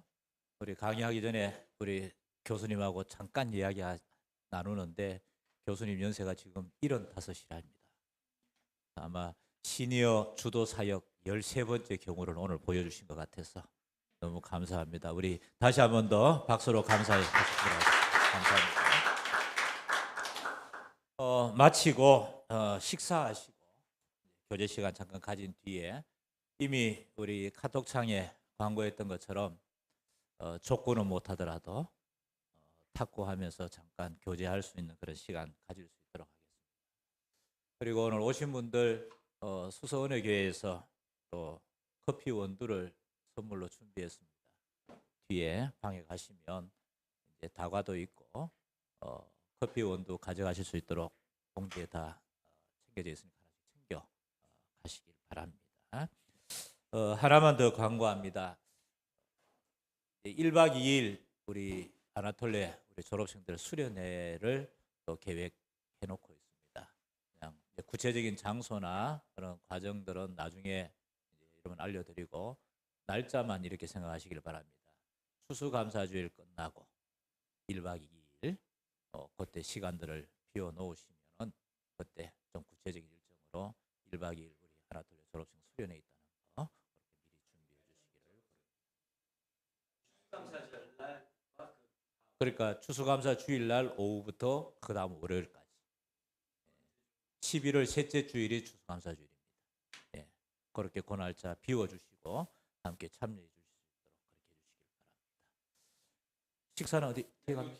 예, 식사는 뒷방으로 가시면 될 것 같습니다. 수고하셨습니다. 반석이신 하나님 행하신 모